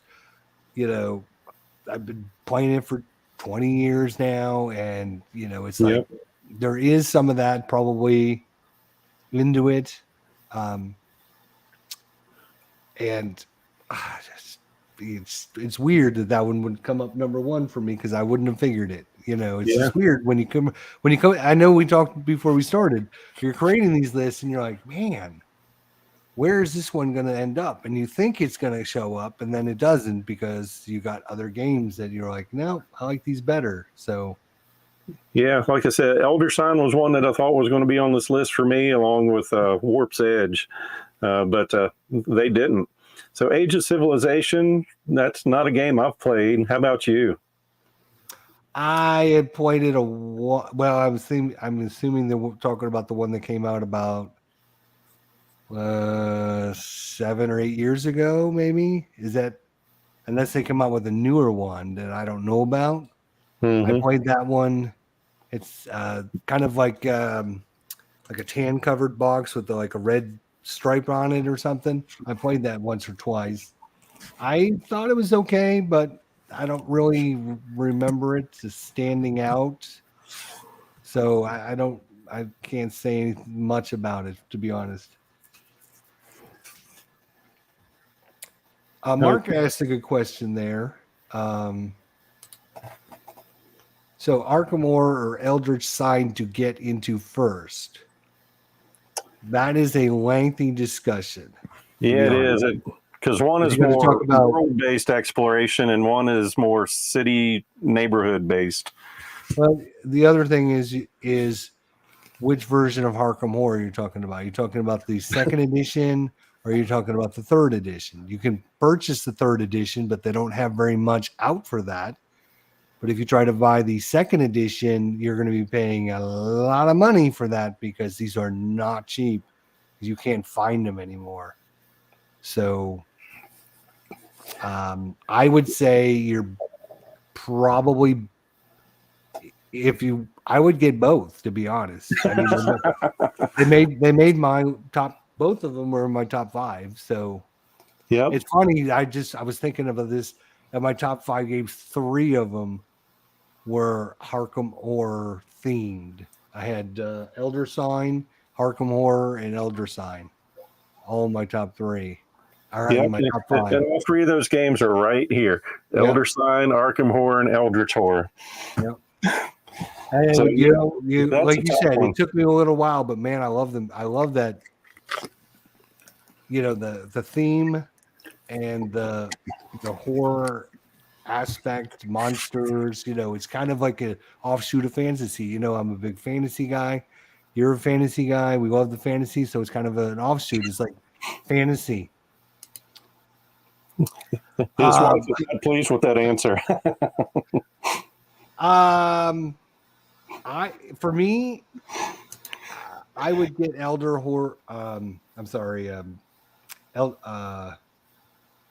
Sign first. If it was me, Eldritch, Eldritch, yeah. Eldritch Horror or Elder Sign, yeah. I would get both of those because, like I said, if you try to get the second edition of Arkham Horror, which I I think it's the best if you're talking a lot of money. And I don't know about the third edition. You might love the third edition. I don't know, but Yeah, I like third edition just because it streamlined some things and it made it modular boards. So whenever I'm assuming with the expansions coming out, you're not going to need 4 tables lined up to get all the boards out. Right. It's going to be you're using these 5 to 6 modular pieces to puzzle piece your boards together. That's my assumption. I just got I've got the base game and I think the first small expansion, the big expansion. Yeah, I mean they're still releasing them, so hopefully they'll continue. And I need to try it, the third edition again. Try it again just to see how because I mean it's a newer edition. I'm hesitant because some of the Fantasy Flight re-editions, the new upgraded editions to some of their games, I'm not 100% thrilled with. So I kind of wonder, is this going to be another one I'm not thrilled with? So I don't know. Yeah, and if it is a decision, I've probably played Arkham Horror 8 to 10 times, third edition. I don't remember ever winning yet. Ooh, that's hard. But We've always, I mean, it comes down, we're at the wire, we're running, someone's running for their life to get this little thing, and we've got other people shooting. So every game I've played's been memorable. I just don't remember living to remember any further than that. That's the Board Game Lawyer. Really enjoy Marvel Champions. Thanks for watching. Glad I can help. Like I said, I think both of our channels, I don't want to speak for ID, we're not there to really sell a game, but we can teach you the basics of how to play, and if you like it, I think that's the purpose, and we're pleased we can do that. We're spending our own money on these games, so we understand if you spend money on a game, you want to like it. So he's talking about the Age of Civilization that came out just a couple years ago. I don't know about that one then. I'm sorry, I don't know. Arkham Horror LCG is his favorite. And I've been playing that one. We haven't played it in a while. I'm fortunate that's a game someone else buys, and I play their copy. So that's nice. Yeah. I mean, I bought both the Lord of the Rings and the Arkham Horror, and I bought several of the boxes and several of the expansions, and then I played them a bunch, but I just it's for me it's a lot more work and not enough enjoyment, I guess is the way I can put it. For me, Marvel Champions is a lot more enjoyment than it is work. I don't know if that makes sense, but that's kind of the way I feel about them. Yeah, I mean, I don't know. Were you thinking of going 2 hours tonight, or whatever you want, sir? Whenever you're done, just say I'm done. Because I think that's a good conversation for people. But Arkham Horror, Lord of the Rings, or Marvel Champions. I think we talked a little bit before this started about my thoughts. I mean, Lord of the Rings came out first, so that was the first basis for these cooperative living card games. And my group, we played it. We loved it. It was tough, though. I mean, it's a really hard game, even with the revised. I mean, the revised version just gave you more stuff in the base set. And of course, I think the scenarios are like one's a 2 or 3, one's a 4 for hardness, and then a 7. So for me, it came down to deck building. I don't like doing it, and you really have to make a specific deck. So in our group, it came down to one person was making decks, handing those out, and then the people playing didn't know how each deck worked. So that was, for me, why I didn't care for that one. And I guess both Lord of the Rings and Arkham Horror were you get a resource every turn and you draw a card. So if for some reason your initial hand draw is not good, especially in Lord of the Rings, if all you're doing is drawing one card a turn, you can get in trouble turn one and have no way out of it. Yeah. So for me, that's where Marvel Champions kind of went up with that, because instead of getting a resource pile and draw one card, your resources are your cards. And every turn you're going to get 5 to 6, well, 4 to 6 cards. Mm-hmm. So you can go through your deck and at least get good cards. So that was a big thing for me. Yeah. Like we talked about it before we started.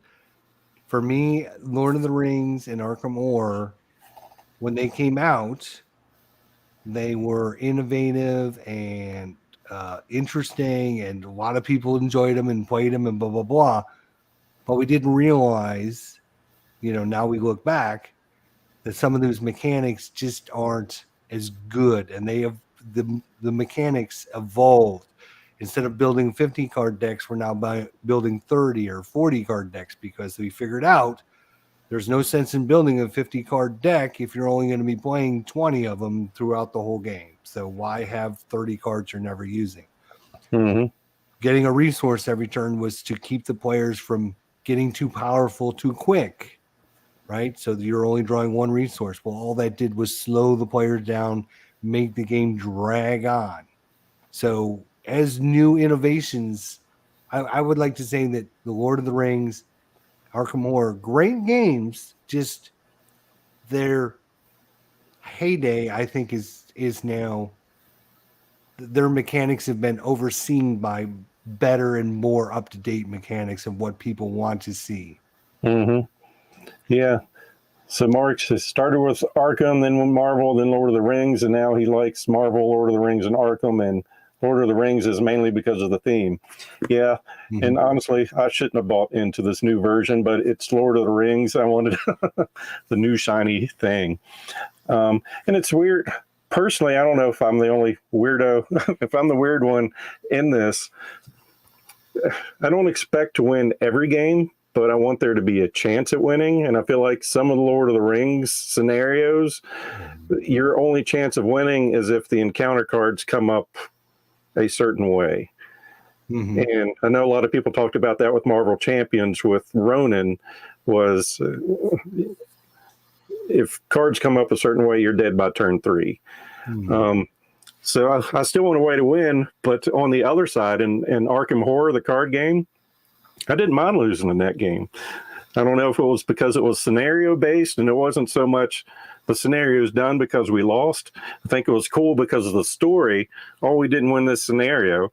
Now we're going to take damage and this weird thing happens, which kind of goes along with one of my other favorite games I've talked about on the channel, Shadows of Brimstone. I definitely lose more games of that than I win. But the fun part is we're leveling up, you're getting these mutations, you're getting corruption, and it's developing. It's an RPG without a dungeon master. So you're progressing and yeah, so it's weird how some games... I'm surprised Shadows didn't make either one of our lists, because it is a great game. I'm surprised. I was thinking it was going to make my list, but just probably one of these honorable mentions, I think, because it's a great game. I just it's I don't know. It just didn't make the list, I guess. So yeah, we can't have every game make the list. Yeah, and my problem with the game now is I own too much of it. Right. I can't bring it all out. Yeah, it's one of those games I need to just go, I want this core box, and that's all I'm touching for a while. Because honestly, it's I've got this 4x4 table here. The 2 foot by 4 foot behind here, where my feet can't reach, is that game laid out under it. And then there's like a 2x3 section off to the side behind the shelf. That's where Shadows of Brimstone is. It takes up so much square footage with everything. So I don't know what I'm going to do if and when the next Kickstarter ships. Right. Because that's a game that I've been waiting over 2 years on. Yeah, I think, like I said, I think if they would, I was really hoping when they updated the Lord of the Rings, they would have changed some of the mechanics.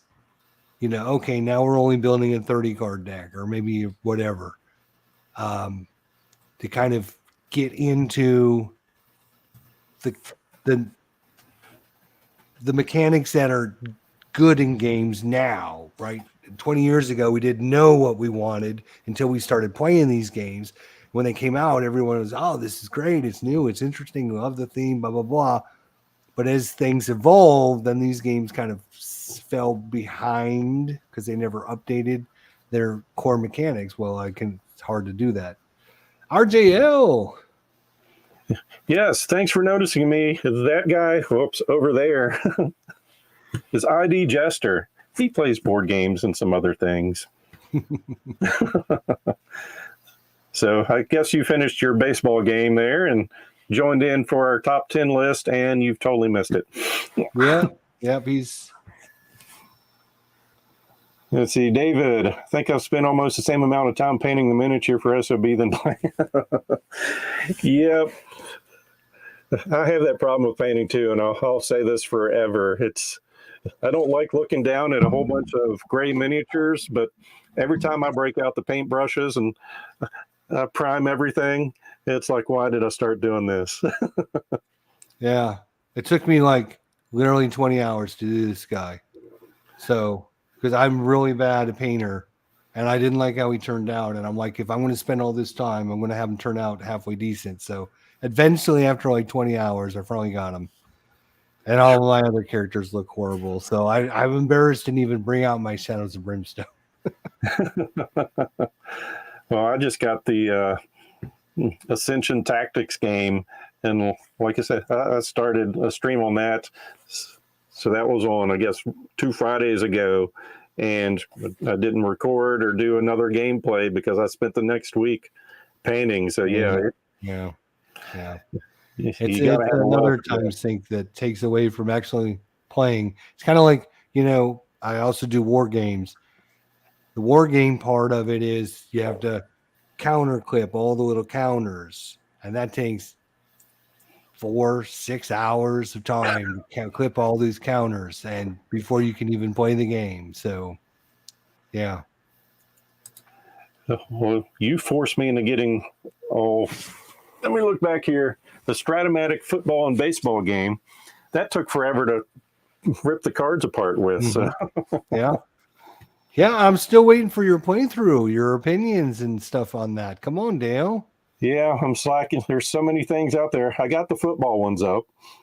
The baseball one's been played. I just need to find the time. But now that I've done this list, I think there were 2 games I don't have playthroughs of. So I feel like I need to get those up in the next couple weeks. So Role Player I don't have a playthrough of, and then of course Curse City. Maybe you don't. Role Player is a really, really good game. Really good game. Well, what's fun is I played it solo. One of my buddies said, "Oh, I'm going to get this game." So we did a live stream where he was building his character and I was building my character, and we were just sitting there talking and playing and building our characters, and then we're like he had the monsters on his side and I had the boss stuff on my side. So we were still fighting the same monsters and the same bosses and the same market and stuff. We were building our characters at the same time. It was great. It was fun. It was really cool. Yeah, I know the thing I was going to ask you now that we're done with the list. Have you played the Role Player Adventures? I've not. I knew that's what you were after earlier, but I didn't want to spoil it. Yeah. I've not played that, but it looks so good. It does look It's expensive. It's another $110, $115 game. So. Yeah, the price tag and the length of each gameplay.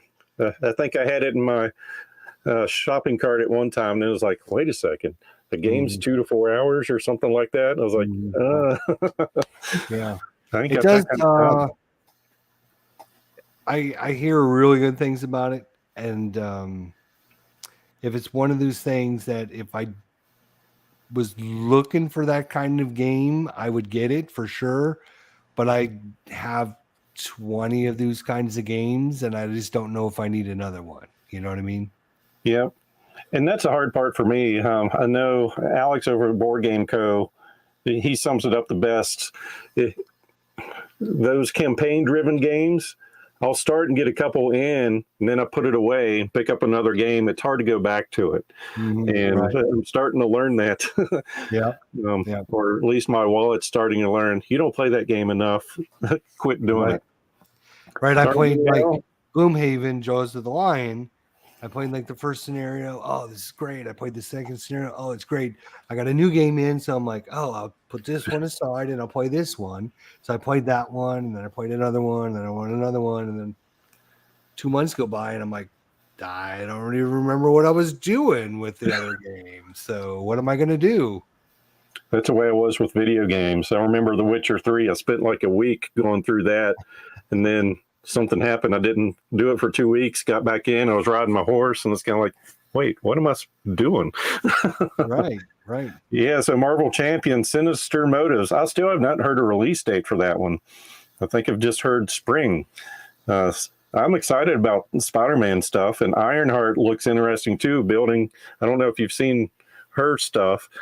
So you're swapping out her identity card. So throughout the game, you're going to get points. I forget how it works. You're building tech, and you'll take her identity card and bring in a better version of it, and then you can build it up a third time.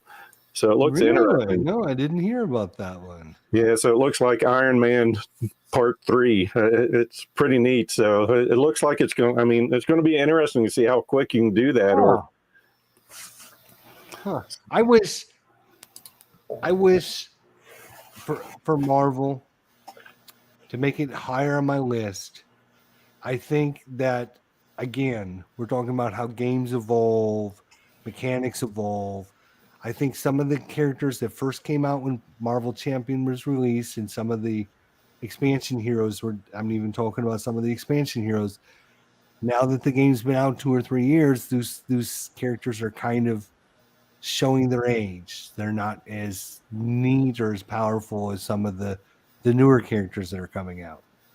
And I wish they would spend some time going back and like, oh, hey, here's Iron Man 2.0 and here's Hulk 2.0. And we're going to start including, updating some of these not so great characters that came out in the beginning. Yeah, and with this big gap between their last release, I've been going back and playing some of the older characters. And what I'm going to say is going to contradict what you just said. I think Spider-Man is super powerful. Oh, Spider-Man is. Yeah, I'm not talking about Spider-Man. Oh, okay. I'm talking about... Yeah, Hulk, I think everyone agrees talking on. About Hulk, specifically, I'm talking about Hulk. Thor could use an upgrade. And who's the other character that I think is... yeah, I think the core set's a good value. Iron Man, he takes a while to get set up, but once you got him set up, I think he's one of the most powerful ones out there. Captain Marvel, in my opinion, if you're playing solo, Thor is the mechanic of when you flip over, you only have 4 cards. That is brutal. That is absolutely brutal. You have to. It forces you to have to get the 4 Asgard card. It gives you +1 card. Otherwise, you're done. It's like, if you're getting 6 resources, I'm only getting 4. You're getting 20% more. Is that right? 30% more resources. It's too late to do math. Wow. Yeah, really. It's just brutal. So I think that was going to be his stick, right? Is okay. He's different because he only gets 4 cards. So we're going to make his cards a little bit better. But in the long run, they didn't make his cards that much better, and he's just been punished because of those 4 cards. He needs to be against a villain that has minions coming out. Because I know if you put him like Ultron, to where he's going to get a drone every turn, he can get up to 8 cards on a regular basis. Because during each phase, he gets 2 cards for each minion he gets engaged with. So if he can do something to get a minion engaged during his turn, draw 2 cards, and then a minion pops out on the villain turn, he draws 2 more cards. Plus, I like the fact that he comes with 2 cards in his deck that gives him a free resource. Of course, I think they're hero resources. Mm-hmm. Right. Not as good as Captain America's soldier serum, but right. I mean, it's neat that they've taken a lot of these heroes and made neat mechanics with them and tried different things. I don't need every character to be super powerful. That's not what I'm saying. I'm saying I just would like, as things evolve and the game evolves, some of the heroes have kind of been left behind, and big name heroes we're talking about. We're not talking, these are Avengers. These are big name Mhm. heroes. When you have like She-Hulk and Spider-Woman, how many movies have they made over Spider-Woman? More powerful than Hulk. How many movies have they made for Hulk? So Hulk is obviously more popular, is what I'm saying. So you have these very popular characters that aren't just keeping up with the times, I guess. Yeah, and Hulk is tough to build for, and it's hard to find an aspect to put with him to make him go through, especially with the new villains that are thrown out stunned and confused, or things like Enchantress that comes out to put stuff in your alter ego form that you have to flip back to exhaust to get rid of, and then you flip to hero form, which Hulk is useless if he can't swing. Well, I mean, Hulk has zero thwart, right? Yeah. Which was fine in the beginning when every hero or every villain only did one scheme, right? Oh, okay. So he's missing out on one scheme. Now the heroes are coming out with 2 and 3 scheme, and you got zero ability to defend against that. You are screwed. Yep. He's got one card in his kit to deal with that. Yeah. And it costs 3 to use. Right. So Matt's playing role player adventures right now and really enjoying it. Let's see. Hopefully we can get someone else to get Valeria Card Kingdoms. Did I talk you into buying it? Yeah. I think Awesome. you did. I think you did. That was on my, like I said, I'm going to go watch afterwards and look at all the comments and see what people are recommending and see what I'm missing out on. And yeah, that one looks really good. I love big box games with tons and tons of stuff in it, right? Yep. So let's see. Marvel was a favorite, loves Arkham Horror, like the Leader series. from DVD, that's Dan Version Games. Okay. That's kind of a war game company, but they do solo games, and they have basically Panzer Leader, Sherman Leader, Corsair Leader. So you're in charge of like basically think of like a tank battalion, and then you're going up against the enemy, and you have little counters on the map, and you're moving them around. But it's not like a traditional. It's more of a resource management where you have so many resources to buy your tanks and your leaders, and then you assign them, and then they have a battle, and your object is to prevent the enemy from getting resources while you get resources so that you can go to the next mission and become slightly more powerful than them. So that's kind of their series, is what they do.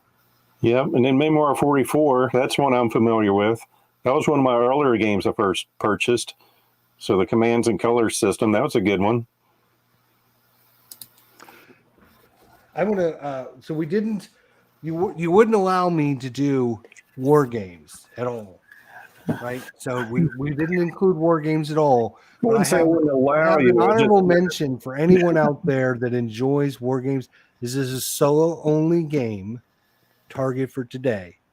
So you're basically taking an actual one plane. You're in charge of one plane, B-17 or B-29, and you're going on different missions, and you have to fight off the German Luftwaffe attacks.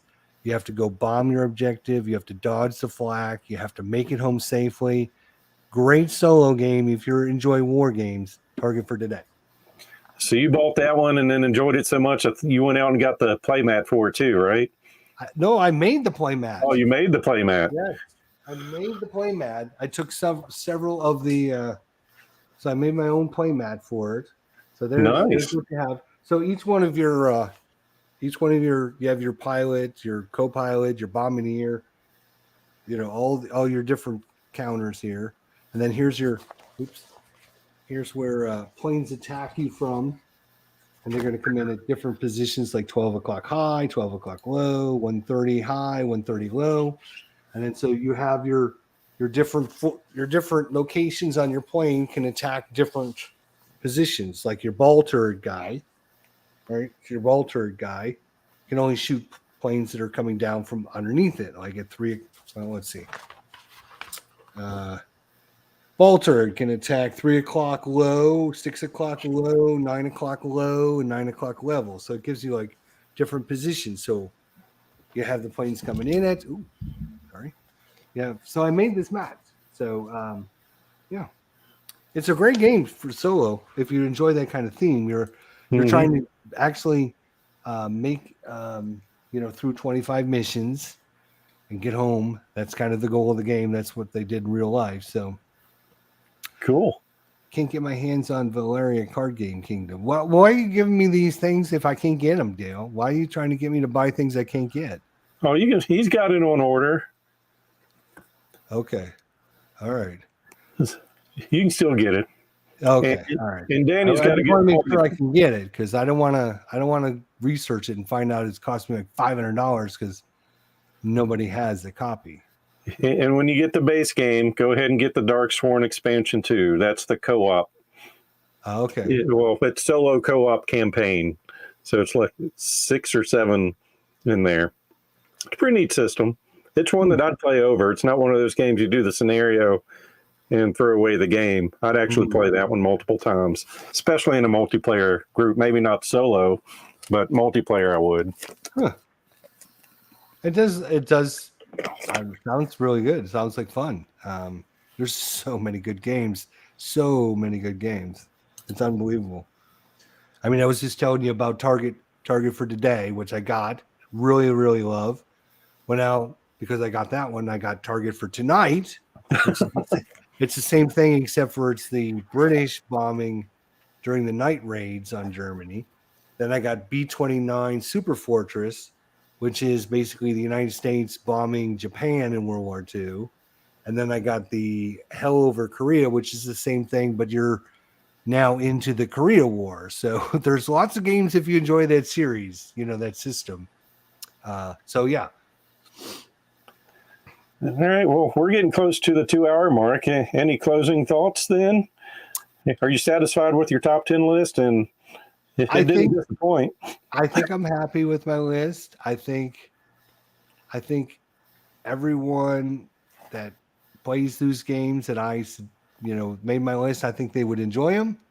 I think it was a lot of fun to do. I think it was a lot of fun to talk about. It was really interesting to find out how, because as we talked about, you and me, we have the same thoughts, the same ideas. We like the same kind of things. We enjoy the same kind of mechanics. We both love deck building. We both love so I thought, we're just going to do these top 10 lists and they're going to be the same games. So finding out that they weren't the same games was really cool, really interesting.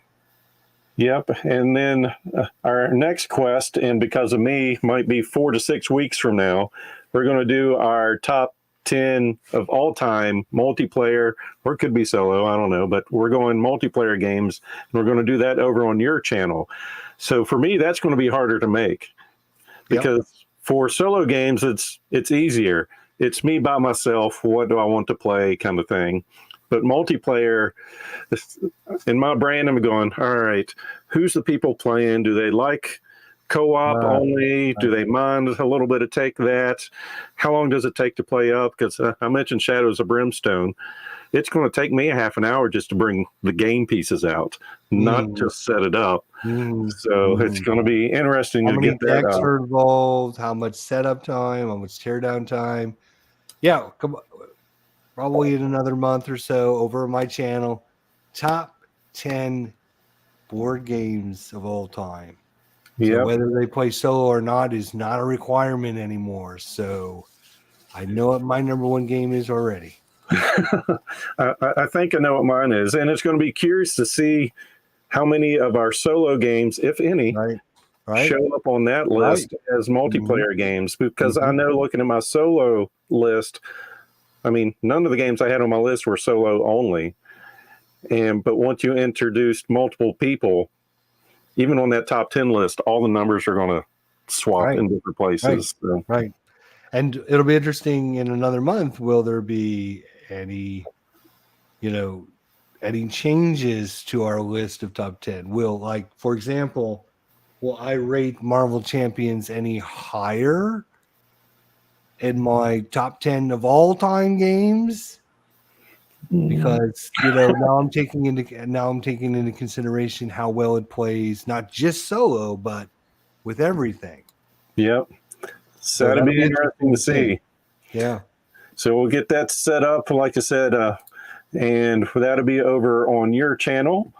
So until then, thanks a lot for joining me, ID. It's been a pleasure as always. And everyone else, thanks for coming in and spending your Friday evening with us. What do you got there? That's not chocolate cake. It's not chocolate cake. I know. Let me see it.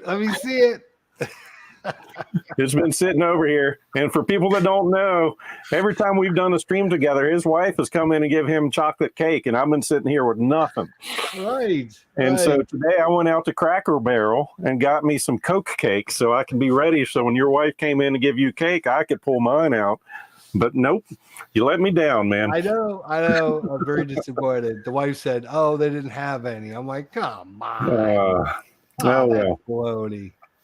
Well, thanks for everyone to joining us and everyone watching on our replay. Like I said, this is just our favorite top 10 for us solo games. And in a few weeks, we'll be getting together again and talking about our top 10 of all time for multiplayer games. So until then, thanks a lot for joining.